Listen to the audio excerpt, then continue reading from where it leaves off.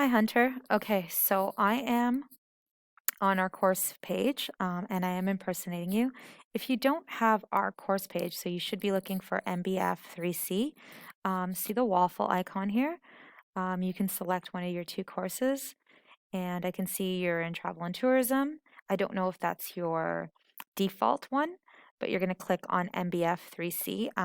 Maybe that could be an issue. I don't know. I'm just trying to get an idea of where we're going wrong. So now, once you're on the course homepage, you'll be taken here. If you see, this is our news feed.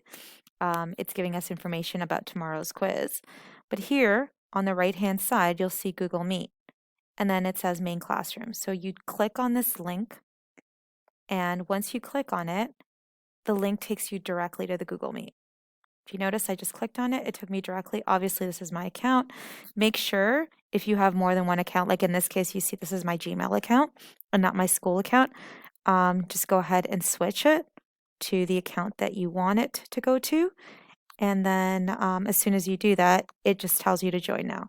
If you're not using your Scudsby or your SCDSB email, it's going to ask you to ask for permission to join.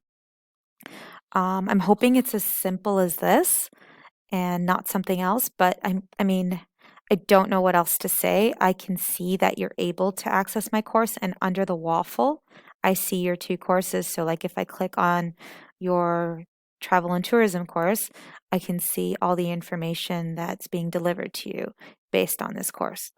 And maybe this is why you are not able to see it. I'm just guessing it's because you're in this course.